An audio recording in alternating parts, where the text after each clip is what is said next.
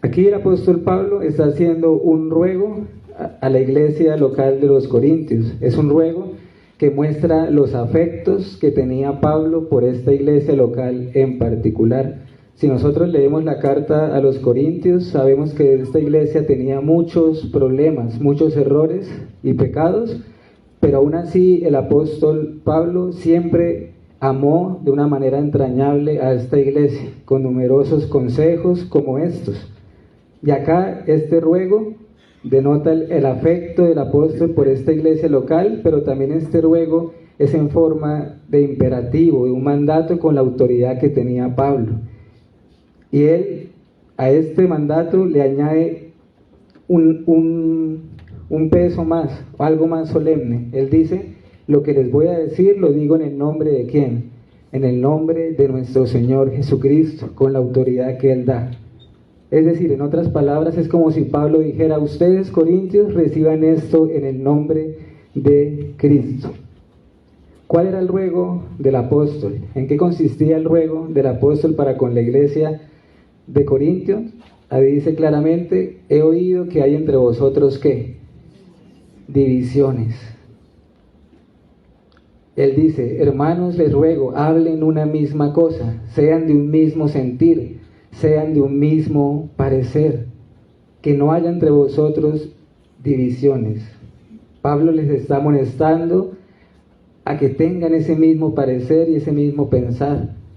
En otras cartas a otras iglesias, el apóstol insistía en la misma verdad. Por ejemplo, en Filipenses 2:2, él dice: completad mi gozo sintiendo lo mismo, teniendo el mismo amor, unánimes y sintiendo una misma cosa. En esa misma carta de los Filipenses, ustedes recordarán que Pablo también hace un ruego. Él dice: ruego a Evodia y a Síntique que se unan en un mismo sentir en el Señor. Es decir, Pablo les dice: hermanas, pónganse de acuerdo. Y eso es lo que Pablo les dice acá a esta iglesia local de los Corintios.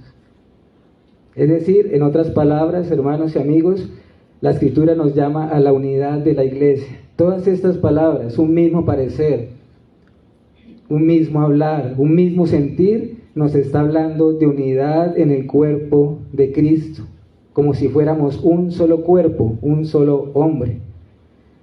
Sigue avanzando nuestro pasaje de Corintios. El apóstol dice que fue informado de que hay entre vosotros contiendas. Y dice: quiero decir, cada uno de vosotros dice: yo soy de Pablo, yo de Apolos, y yo de Cefas, y yo de Cristo. Es decir, no solamente había división en la iglesia de los Corintios, sino que había algo que agravaba aún más el asunto. La división también se originaba por su liderazgo, por sus líderes. El conflicto también tenía que ver con ello, lo que agravaba aún más la situación. Y por eso en el versículo 13, el apóstol Pablo, en forma de pregunta, dice: ¿acaso está dividido Cristo?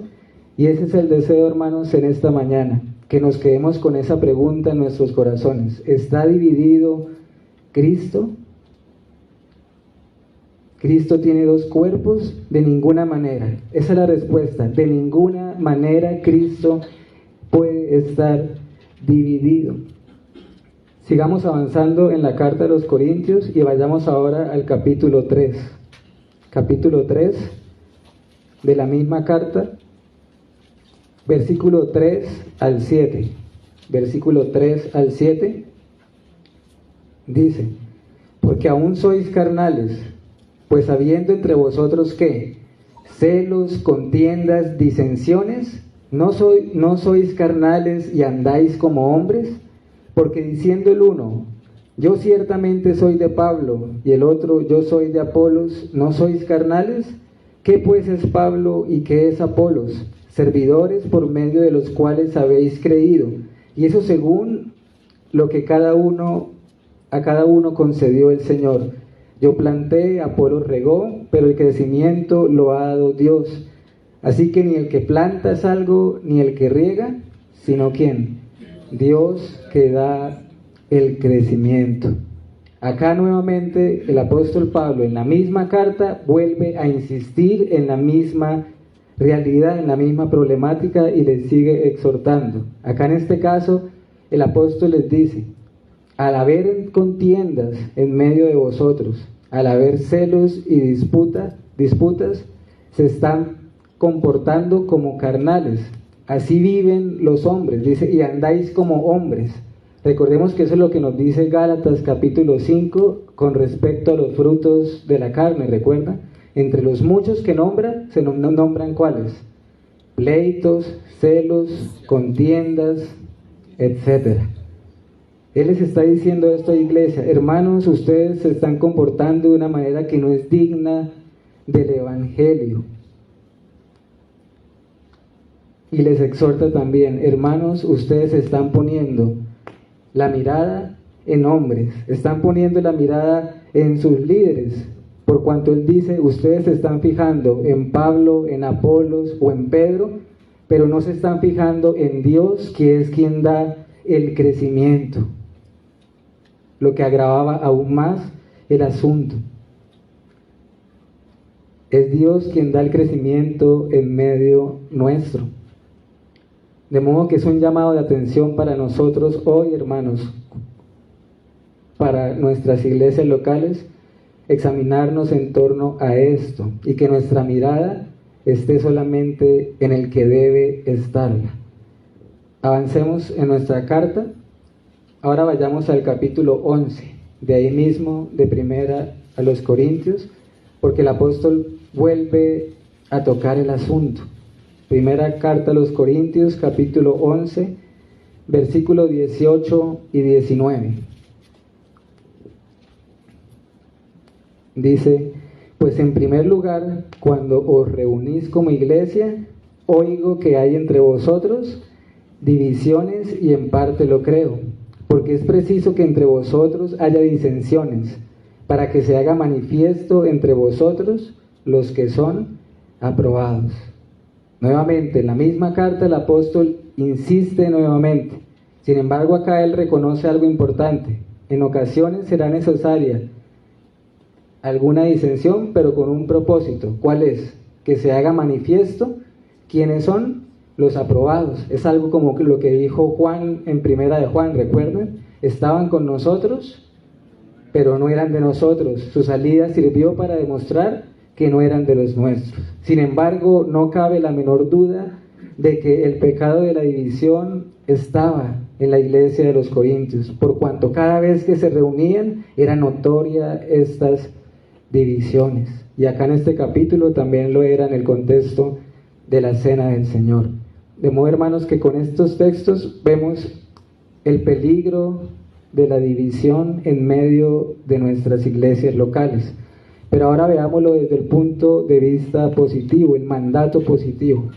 Así como Dios nos manda a apartarnos, a cuidarnos de este pecado, Dios nos manda indudablemente a la unidad también. Y quiero ver algunos pasajes en torno a esto, que vayamos a ellos. Vayamos al libro de Hechos. Acompáñenme allí, hermanos.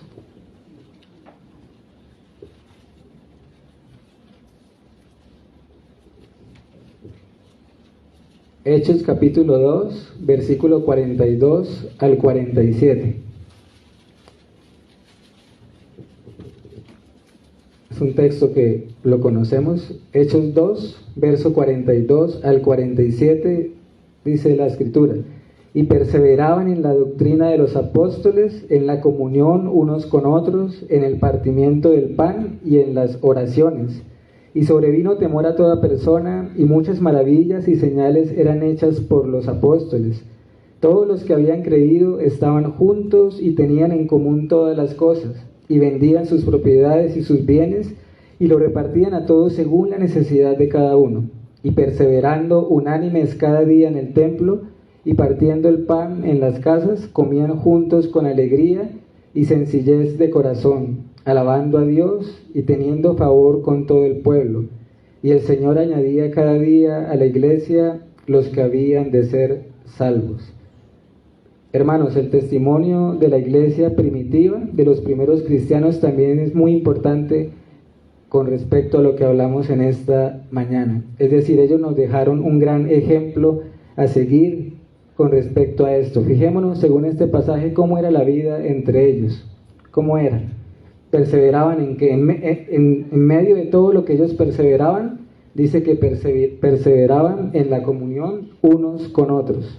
Perseveraban en la comunión los unos con los otros, en unanimidad, comían juntos, pasaban tiempo juntos. ¿Qué más hacían juntos sobre todo? Adoraban a Dios juntos en el templo. Esto nos muestra un gran ejemplo a seguir. Más adelante en Hechos, el mismo autor Lucas nos dice: y la multitud de los que habían creído era como de un solo corazón, de una sola alma. Ninguno decía ser suyo propio nada de lo que poseía, sino que tenían todas las cosas en común. Hechos 4:32. Fíjense en ese pasaje como el autor dice, ellos eran como si fueran un solo corazón, una sola alma, y tenían todas las cosas en común. Hago la pregunta en esta mañana, hermanos: ¿acaso nosotros hoy, me refiero entre creyentes, no tenemos también todas las cosas en común? ¿O hay algo de diferencia? No debería. Nosotros seguimos teniendo todas las cosas en común, y ustedes saben a qué hago referencia. Tenemos el mismo Salvador, el mismo Señor, el mismo cuerpo, tenemos las mismas esperanzas, tenemos las mismas promesas, los mismos enemigos, etc. Lo que quiero hacer hincapié o resaltar es que aún nosotros hoy seguimos teniendo todas las cosas en común, como lo tenía la iglesia primitiva. Vayamos al Evangelio de Juan. Quiero que meditemos allí en un texto, el Evangelio de Juan, capítulo 17, versículo 20 al 23. Ustedes recordarán que aquí es la oración sacerdotal de Cristo. Juan 17, versículo 20 al 23. Acompáñenme a ese pasaje. Dice la Escritura: mas no ruego solamente por estos, sino también por los que han de creer en mí, por la palabra de ellos, para que todos sean, ¿qué? Uno. Como tú, oh Padre, en mí y yo en ti, que también ellos sean uno en nosotros, para que el mundo crea que tú me enviaste. La gloria que me diste yo les he dado, para que sean uno, así como nosotros somos uno. Yo en ellos y tú en mí, para que sean perfectos en unidad, para que el mundo conozca que tú me enviaste y que los has amado a ellos como también me has amado. Y si Jesús oró por la unidad de la iglesia, hermanos y amigos, preguntémonos, ¿no habremos de hacerlo nosotros también?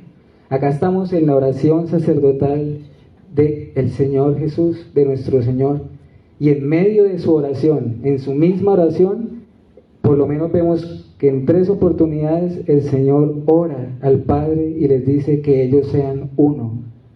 ¿Cómo sabemos que eso tiene que ver con nosotros?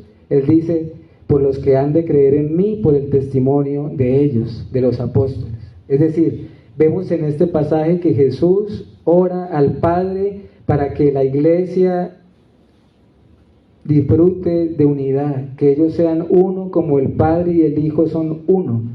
Incluso dice para que ellos sean perfectos en unidad también. Y hay algo adicional allí que es importante: para que el mundo crea que tú me enviaste.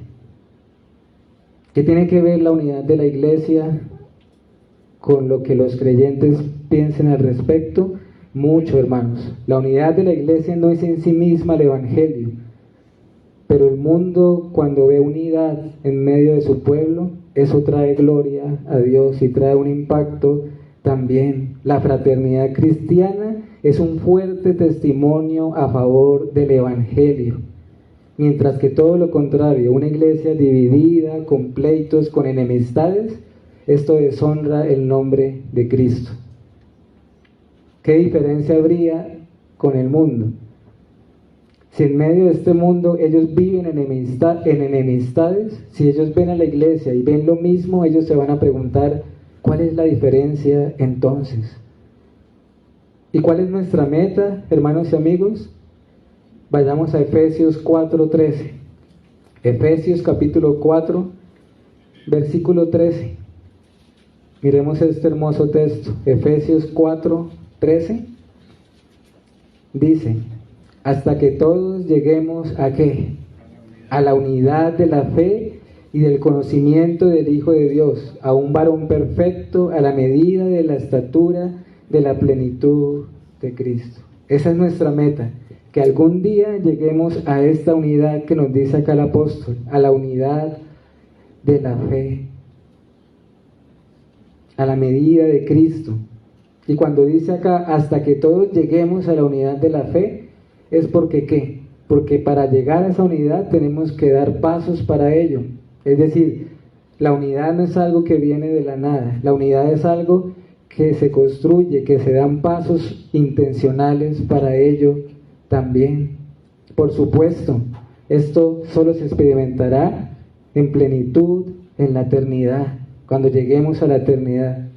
Pero mientras tanto, hermanos y amigos, que Dios nos conceda de disfrutar o de degustar en parte esa unidad.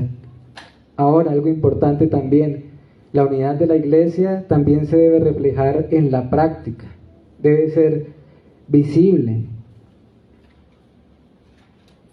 Por ejemplo, en medio de las iglesias, incluso de la iglesia de los Corintios, ustedes saben que entre ellos se repartieron muchas veces ofrendas también, que hicieron que entre esas iglesias se oraran las unas por las otras. Es decir, lo que hago referencia es que la unidad no es simplemente algo de palabras, sino que es algo que se debe hacer visible. ¿Cómo? Ayudándonos mutuamente, orando las unas por las otras. Las iglesias de Macedonia oraban por las iglesias de Acaya, de los Corintios. Ellos oraban por las iglesias de Macedonia. Le damos una cita en torno a esto. Gálatas 6:10. Gálatas, capítulo 6, versículo 10.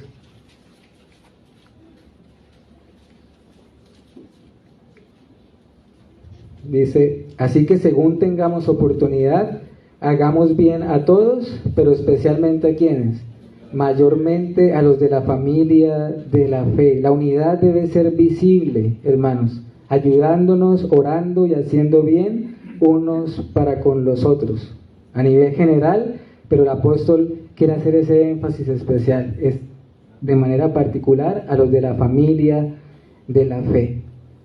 Quiero que vayamos a una última cita, a un último texto, en el Salmo 133, que sé que ustedes lo tienen presente.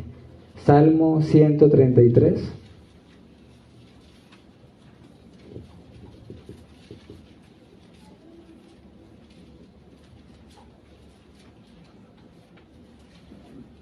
Dice, mirad cuán bueno y cuán delicioso es habitar los hermanos juntos en armonía. Es como el buen óleo sobre la cabeza, el cual desciende sobre la barba y la barba de Aarón, y baja hasta el borde de sus vestiduras, como el rocío de Hermón, que desciende sobre los montes de Sión, porque allí envía Jehová bendición y vida eterna. Allí que tenemos, hermanos, un hermoso salmo de David, donde habla de la armonía entre los hermanos. Incluso el título del salmo es la bienaventuranza del amor fraternal, porque eso es lo que es la unidad, una bienaventuranza. Nos dice el texto, es algo bueno para Dios, la unidad entre la iglesia, es algo bueno para nosotros, es algo que no solamente es bueno, sino que es sumamente agradable, deleitoso, dice allí. Cuán bueno y cuán delicioso es. Después David describe esta comunión, esta armonía por medio de ciertas ilustraciones, pero quisiera enfocarme o que viéramos también el último versículo sobre todo, porque allí envía Jehová bendición y vida eterna. Hermanos, es en el contexto de una iglesia fortalecida en unidad, en armonía, congregándose para adorar a Dios, que esta promesa se hace realidad. ¿Cuál? Es allí donde Jehová envía bendición, donde Dios bendice a su pueblo cuando hay armonía. Incluso dice también envía vida eterna, porque es también en el contexto de la iglesia que Dios da vida a las almas por medio de la predicación del Evangelio. Quisiera en estos minutos que nos quedan dar algunas consideraciones finales o aplicaciones en torno a la unidad. Hermanos, a modo de amonestación, tomemos en serio el amarnos los unos a los otros, tomemos en serio este mandato, guardémonos de la división en medio de nosotros, de las contiendas, de los pleitos, de las murmuraciones. Que queden impresas esta pregunta que hace acá el apóstol y que nosotros siempre la respondamos: ¿estará dividido Cristo? ¿Estará dividido Cristo? De ninguna manera. También que Dios nos conceda, hermanos, esa debe ser nuestra oración, que en cada una, en el seno de nuestras iglesias locales, podamos disfrutar de la bienaventuranza del amor fraternal, el amarnos unos a otros con afecto entrañable. Y si también es cierto este mandato en la interna de cada una de las iglesias locales, sería algo extraño que no lo fuese también entre iglesias también. Es decir, si Dios nos manda y nos ordena a que haya unidad en medio de cada una de nuestras iglesias locales, sería extraño no pensar que no fuera así también entre diferentes iglesias. De modo que acá también tenemos un llamado a tener unidad entre nosotros, hermanos, en ocasiones como estas, por ejemplo. Y más en el caso nuestro, que somos iglesias confesionales también, que adoptamos una confesión de fe histórica, se debe ver reflejada esta unidad, esta ayuda mutua. Y acá, hermanos, para no generar malentendidos, de ninguna manera se está promoviendo un tipo de como ecumenismo así general, donde no importa la verdad, donde no, hermanos, nosotros somos conscientes que entre mayor sea nuestra afinidad doctrinal, naturalmente va a haber una unidad también. Pero lo que quiero recalcar, hermanos, es el mandato que tenemos, el llamado, la exhortación que nos da la Escritura, de que en medio de nuestras iglesias gocemos de una unidad. Oremos y soñemos con ese gran día, como el pasaje de Efesios. ¿Cuál día? El día que llegue la unidad de la fe, el día que lleguemos a la medida de Cristo. También demos gracias por mirar el pasado, hermanos, y aprender de los errores y de las virtudes de la iglesia. Miren, acá tenemos una iglesia local de Corintios con la cual nosotros nos podemos sentir también identificados. Es decir, debemos imitar aquello que debemos hacerlo. Por ejemplo, el testimonio de la iglesia primitiva. Es decir, acá tenemos un ejemplo a seguir y uno que no debemos imitar. ¿Cuál ejemplo, cuál modelo podemos tener a seguir? La iglesia primitiva que perseveraba en la unidad, en la comunión unos con otros. Tenemos también un ejemplo para que Dios nos ayude a apartarnos de esto, como lo que sucedía en la iglesia de Corinto también. Y para ir finalizando esta parte, hermanos, de escuela dominical, también quisiera hablarles, si alguno de los que están acá presentes aún no es creyente, aún no ha nacido de nuevo, si aún estás sin Cristo, no pienses que este tema no tiene nada que ver contigo, porque no es así. Esta bienaventuranza de la unidad fraternal también puede llegar a ser tuya. Vimos ahorita en el Salmo 133, allí envía Jehová bendición y ¿qué? Y vida eterna. No es porque la iglesia salve en sí misma, la iglesia de Cristo es portadora del mensaje que tiene el poder para salvar. De modo que si este es tu caso y tu condición, Ven a Cristo en arrepentimiento de todos tus pecados, en fe genuina, depositando tu esperanza en Él. Juan nos dice, el que rehúsa a creer en el Hijo no verá la vida, sino que la ira de Dios está sobre él. Pero si pones tu esperanza, tu confianza, si hay arrepentimiento, si le miramos, si abrazamos al Señor, si abrazamos la cruz de Cristo, no solamente habrá perdón de pecados, limpieza, sino que esta bienaventuranza será tuya y serás parte de la familia de Dios, serás parte del cuerpo de Cristo. Veamos también, hermanos, el privilegio, la gran bendición, la gracia de Dios de que seamos parte de la familia de Dios, de que seamos su cuerpo y Cristo sea nuestra cabeza. De modo que no queda más que adorar al Señor, dar gracias por su palabra, hermanos y amigos, su palabra que es siempre cortante, que siempre llega al alma, pero es una palabra, las Escrituras tienen ese efecto, cortan nuestra alma, nos redarguyen, pero son un bálsamo para nuestras almas también, son un consuelo y una esperanza. De modo, hermanos, que esa era la enseñanza que quería traer en estos minutos. ¿Está dividido Cristo? Dios nos llama a la unidad en medio nuestro. Vamos a hacer una oración, hermanos.